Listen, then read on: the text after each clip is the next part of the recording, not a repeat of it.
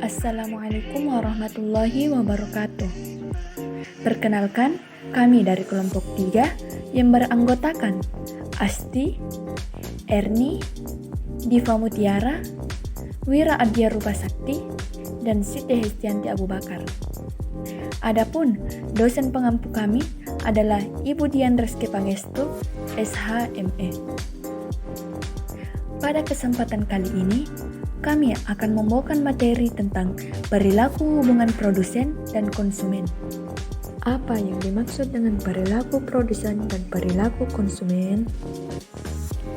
Perilaku produsen ialah suatu teori yang menjelaskan bagaimana tingkah laku atau perilaku produsen untuk menghasilkan produk secara efisien dalam kegiatan produksinya. Produsen berusaha untuk menghasilkan produk secara baik dengan mengatur penggunaan faktor produksi yang dimilikinya. Perilaku konsumen adalah bagian dari sebuah studi. Studi ini mempelajari individu dan organisasi tentang produk yang digunakan.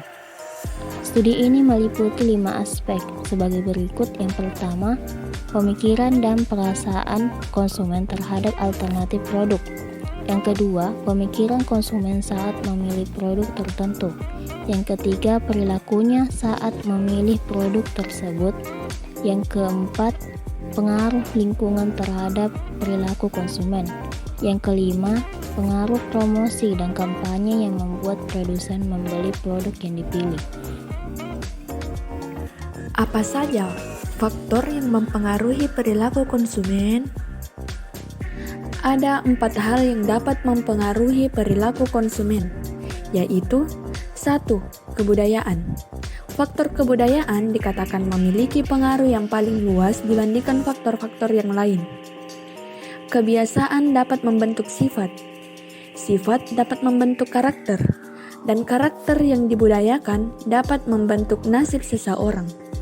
Peran budaya sangat mempengaruhi perilaku, keinginan, naluri, cara berpikir, persepsi, nilai, dan preferensi seseorang. Selanjutnya yang kedua yaitu sosial. Kelompok sosial terdiri dari keluarga, lingkungan tempat tinggal, teman pergaulan, dan masyarakat. Faktor ini memiliki pengaruh yang cukup besar dalam membentuk perilaku konsumen karena seseorang dibesarkan di dalam lingkungan yang bagaimana. Hal tersebut berpengaruh terhadap cara mengkonsumsi sebuah produk. Selanjutnya yang ketiga yaitu pribadi.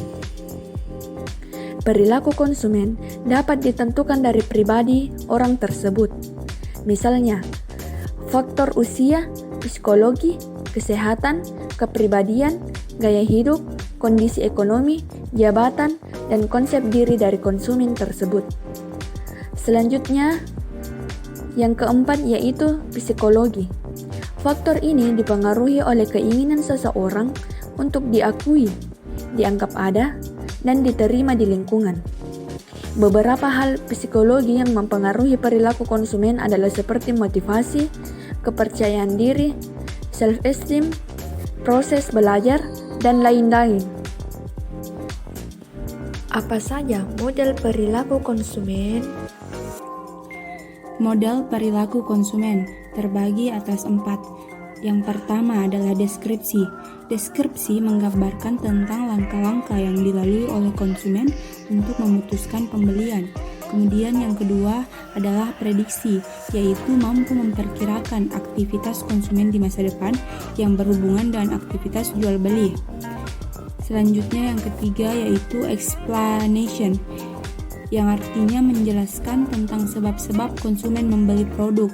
Kemudian yang terakhir adalah pengendalian, di mana mengarahkan aktivitas yang dilakukan konsumen di masa depan agar melakukan pembelian. Apa saja teori perilaku produsen tentang tujuan produksi? Teori perilaku produsen tentang tujuan produksi terbagi atas 5. Yang pertama, menghasilkan barang dan jasa.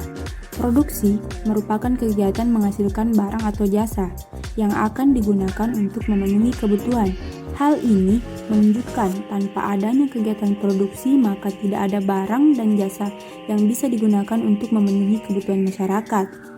Yang kedua, yaitu meningkatkan nilai guna barang. Kegiatan produksi tidak hanya yang bersifat menghasilkan barang atau jasa saja. Produksi bisa juga menambah nilai sebuah barang, misalnya barang mentah diolah menjadi barang jadi. Kemudian, kegiatan mengolah barang ini memiliki tujuan untuk memberi nilai jual atau harga yang tinggi yang disebut dengan produksi. Yang ketiga, memperoleh laba. Setiap produsen dalam usahanya menghasilkan barang dan jasa. Dalam ilmu ekonomi, mereka pasti menginginkan laba.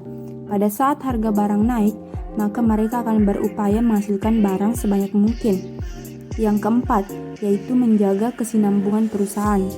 Para produsen yang menghasilkan barang dan jasa, selain ingin mendapatkan keuntungan, mereka juga berharap bahwa perusahaannya tetap bisa terus ada. Tujuannya adalah agar perusahaan tetap bisa terus menghasilkan laba dan menjadi sumber penghasilan untuk waktu yang lama. Yang terakhir yaitu meningkatkan kemakmuran masyarakat. Jumlah perusahaan yang banyak akan meningkatkan banyak pekerja, sehingga mereka memiliki gaji untuk memenuhi kebutuhan ekonomi. Kondisi masyarakat yang mampu memenuhi kebutuhan mereka, maka akan dikatakan telah mencapai kemakmuran. Apa saja faktor produksi dalam fungsi produksi? Faktor produksi dalam fungsi produksi secara sederhana dijadikan menjadi 4, yakni nomor 1, modal. Modal adalah semua hal yang dimiliki, baik berupa uang, barang, aset lainnya yang dapat dimanfaatkan untuk menghasilkan keuntungan dalam menjalankan usaha. Nomor 2, pekerja adalah setiap orang yang bekerja dengan menerima upah dan imbalan dalam bentuk lain. Ketiga, sumber daya alam adalah segala sesuatu yang berasal dari alam dan bisa dimanfaatkan dengan baik oleh manusia untuk keberlangsungan hidupnya. Nomor 4, teknologi ialah ilmu pengetahuan yang mempelajari tentang keterampilan dalam menciptakan alat hingga metode pengelolaan guna membantu menyelesaikan berbagai pekerjaan manusia. Bagaimana hubungan produsen dan konsumen? Hubungan produsen dan konsumen. Produsen merupakan orang yang menghasilkan barang atau jasa untuk keperluan konsumen.